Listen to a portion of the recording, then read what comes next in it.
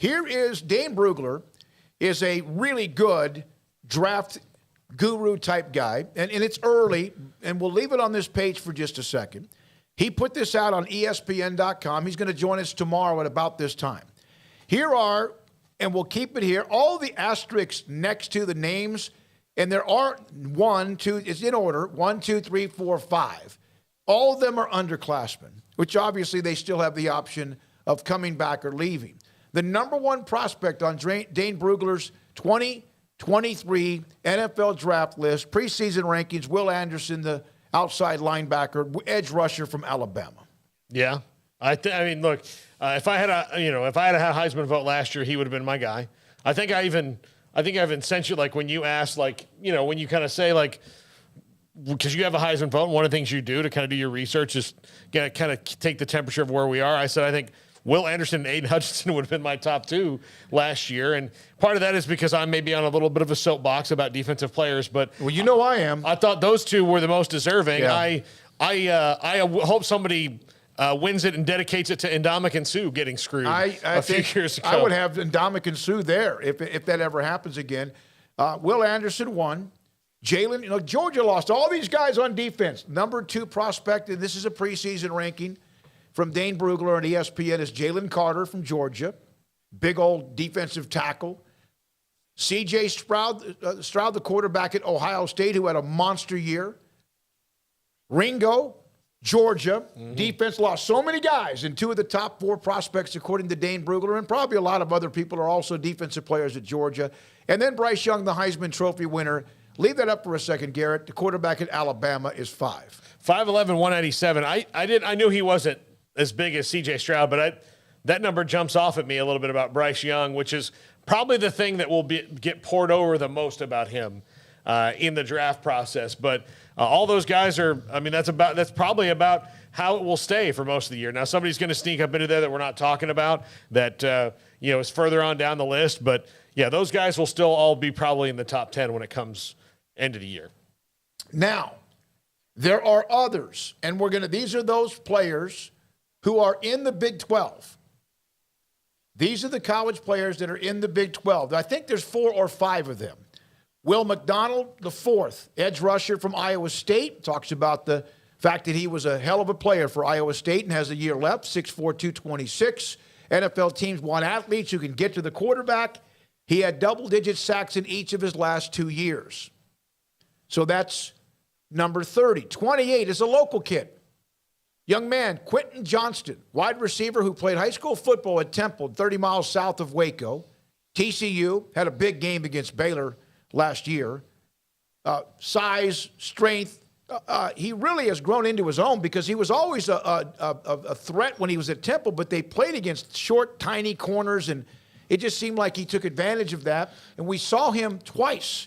And maybe one game he had a long touchdown, but Midway High School, for whatever reason, has had Temple's number because they were really good back then. He just didn't do much. Well, actually, we were talking about that game before you guys walked in the door today. And Craig, I remember you saying in that one game where he scored a touchdown early and then they shut him down after that. At that point, his game wasn't really all that developed. He was just kind of tall. No, he's like a jump ball athlete. Yeah. I mean, that's basically what he was. And yeah, he was a superior athlete to most guys, and he could go up and get it and, make some nice plays. But he was one of those, if like you focused in on him, then he kind of just disappeared. He definitely could catch you by surprise or make that one play. But like once Midway realized, okay, let's just focus on this guy, it's like you didn't hear his name again. He's not somebody who's just going to go take over a game by himself, but he can definitely make some incredible plays. And I definitely believe in this Sonny Dykes offense for TCU. He's going to be a massive part of what they do. And like if I played college fantasy ball, like he would certainly be a guy I think would be a super high pick. But yeah, it's good to see he's evolved his game a bit and become a player that a lot of people are talking about now. When I see this graphic cover, I see the name Josh Doxson, and I just think of what an incredible bust he was. Yeah. Not like a top 5 player, but just given how important he was in like Big 12 history, especially for that 2015-ish time period. I mean, Corey Coleman could say the same thing, but gosh, Josh Doctson was a bust. Yeah. And Jalen Reagor has to have a good year now. Or who's going to end up being the better of all of them is the little guy who ran back, kicks and punts for the Cowboys. Devontae Turpin. So that's at 28. Quentin Johnston. And I'll say this, one more thing about him and Sonny Dykes. If you look at what Sonny Dykes has done with wide receivers, when you talk about Sutton, that's at Denver SMU. now, Kendall Prochet, that's plays for Baltimore. He's done a good job of putting wide receivers in the league. So, that's really good news for Quentin here. Now, James Prochet, right? James Prochet, yeah. 21, Tyree Wilson is getting a lot of attention. Big defensive lineman from Tech. New defensive coordinator, Tim DeRuiter, of course, the hybrid 3-4 scheme. His main goal each snap will be to affect the quarterback. Does he lack refinement? Yes, but his length and raw power, terrific foundational traits. And so 21, these are the players in Dane Brugler's top 50. We're going backwards after the top 5 with players from the Big 12. And there's 2 left. At 13, the human fire hydrant, Siaka Ika, Baylor's defensive nose tackle. And again, but the explosiveness and fluidity for a player that size, a pleasant surprise. He isn't quite on the Vita V level as a prospect, but he is in the same mold with his rare blend of traits. Yeah, I think he has a really good shot at sneaking into the top 10. If he has the kind of year that Baylor kind of feels like he can, then he could sneak into the top 10 because he's got like Vita Vea. Maybe not Vince Wilfork because Vince is probably even a little bigger than that because he was just wide as a house. But he's got that kind of defensive tackle that can disrupt and you can move around on the line. Got to be in the right scheme, though. You have to be in the right defensive alignment. And, of course, last year, early on, there was a flash or two, and then he started to just get nasty. Say even he's not top 10. Say he falls out of the top 10 in Baltimore, so then 3 picks of that. Ravens will take it. That's a Baltimore guy, so right there. Siaka Ika at 13. And Bijan Robinson at number 12. Future SEC Hall of Famer. If he never even plays it down in that conference. Yeah. Over the last 4 drafts, no running back has been selected among the top 23 picks, but Robinson has a great chance to break that streak in April. Special back. He is very, very special. Last year got derailed eventually because UT started the struggle, and then he got beat up and did not finish. He has tremendous speed. What I love about him is that when he seems to get hit, it almost like launches him forward and faster, either sideways or forward. I think you could line up Bijan Robinson anywhere and him be effective. He's a great receiver out of the backfield, or he seems to be. He's had a lot of success with him, getting him on the edge as well. Yeah, he's a great player, and I'm not surprised to see him as a borderline top 10 guy, regardless of where running backs kind of, stick in the draft nowadays. I'm curious, like, what's the story going to be about him, by the end of next season? Assume we all believe that he'll be going to the NFL draft after his junior year. He just seems like a guy that's sort of made for that. Even before he touched down in Austin, he just kind of had that mold of being that type of a player. But, yeah, I'm really curious to see, like, if that's the case, how he closes out this third and potentially final year. Because if you look back, like, what's kind of the legend of Bijan Robinson in Austin right now?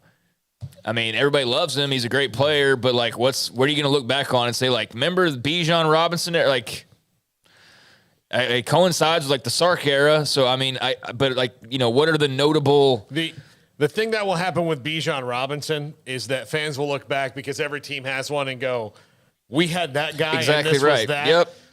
What a waste. He did rush for 1,127 yards and 11 touchdowns last year and caught 26 passes for 4 touchdowns. So he put up You're big numbers. Right. He put up numbers, but, like, do you sit and you look back on last year and you're like, you remember that Bijan play where you might have a couple of those, but I'm talking about for a guy who's like a once-in-a-generation type of running back, what difference has he made for Texas? Well, I'm not talking about him as a person or anything like that. No, I agree. He's a great kid. We know that. We interviewed him. We had him on the show at Big 12 Media Days. We like him. Wish him the best. There have been other Texas running backs. One of them, and I'm not trying to compare him because it's hard not to compare when you mention whether it's Priest Holmes or Ricky Williams or obviously Earl Campbell or others that have been, Cedric Benson.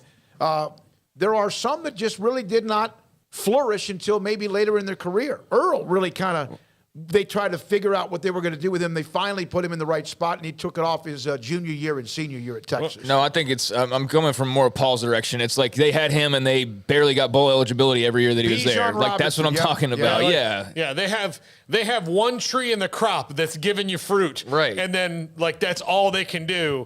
Yeah, I'd be furious if I was a Texas fan, because here you've got Bijan Robinson, who's the truth at running back, who of all the NIL athletes that have kind of random things, I don't think there's anybody who's earned it more than Bijan Robinson potentially, because of all the stuff he's done. And then the team around him has, he's some a other running flower backs? in a garbage dump right now. Well, that's what I'm saying. That's why I started off with, I'll be interested to see how he closes out this year, because so far they've been borderline a bowl team for his 2 seasons. He's probably only playing this next one. I think we'd all, if we had to put down money, we're saying he's going to the NFL after this year. So I mean, it's like, what's his ultimate legacy at Texas? It'll be one of a great player. It'll be one of a top 10 draft pick, but like what mark was left team-wise? I think it's to Paul's point. Yeah. If nothing changes this year, you're going to go, damn, we had him for 3 years and we won like an average of 6 games. How is that even possible? It doesn't make sense. That's why this year will be interesting. Who other college backs that were great? And again, putting great on him is not yet there, but he had a nice year last year otherwise, other than the fact that, again, they missed a bowl game. Some other guys that were like dogs at running backs, good. And again, his number's 1127. You're talking about guys 1,500, 1,600, whatever yards. And they just had a team that just wasn't very good. From Chris Nelson, maybe let BR finish his career before judging his legacy. Well, no, that's a good point. But here's the point. If he had 2 1,500-yard years back-to-back, but then flamed out his junior and senior year, you have to talk about him. And there's discussions with him. He's a fantastic kid, fantastic running back. But the point is what has Texas done with him on their roster? It's not anti-Bijan Robinson. Okay, I'll use this. You can have the same argument the Cowboys are having internally about Tony Romo for years. Jerry Jones and Stephen Jones said it, on not the Hard Knocks, but the All Access, the Amazon show, where they're sitting around going, we really messed up as an organization. It was really this only self-aware moment that the Cowboys have had. Like, we really messed up. We had this quarterback in Tony Romo and didn't win with Tony Romo. They're on the path to do the same thing with Dak Prescott again. And so it's not anything about Bijan. We're not criticizing Bijan. It's the area around him that is being criticized. It reminds me a lot of LSU with Odell Beckham and Jarvis Landry as your top 2 receivers, and you can't do anything with them. Like, you can't even get on the ball. Yeah, I'll repeat what I said for the 3rd time now. Bijan's had a great career, but I'm interested to see what he does this year, to see, if he ends up leaving like most expect, if it's similar to what's happened the last 2 years. And if so, then yeah, it's a giant waste of time. That's why I'm interested to see what happens this year to the person who is, let's wait and judge. Yeah, that's exactly what I said, is let's wait and see what happens this year. But it will be interesting after this year's over with to see what that looks like. Because as of 2 years in, it's great player-wise, but team-wise, it hasn't, been big results, and that's just of interest. So Chris on Barry Sanders may have been the best Big 12 running back ever, and to think he was behind Thurman Thomas at Oklahoma State is amazing. From Texas Buckeye, 1953, get your big boy pants on and deal with it. And then also Lee Buttercup, Bijan will leave UT in a Lambo. Good for him. That's great. What if Texas goes 10-2 and he rushes for 1,500 yards? It's all what ifs until it's done. Chris, you're trying to create something that's not even there. We're discussing what Texas has been his first 2 years and what they will be when he finally does leave. And that's like saying, we discuss Adrian Martinez in his career, right? Mm-hmm. And what a waste it was at Nebraska and other teams and players. I'm not even saying, like, we were spending way too much time. I'm not even saying it's a waste. I'm just saying too much time on it. I think we are, because all I'm saying, my point was, it'll be interesting to see how this year plays out. So to look back on his career and to see what UT ultimately did with the 3 years that he was there, because so far through 2 years he's been very good, but the results team-wise haven't been there. So for the 4th time, I'm interested to see this year how it works out for Bijan and the team. and how that translates. And that's all I said. So All right. Now we can move on with it as well. Texas can't go anywhere but up.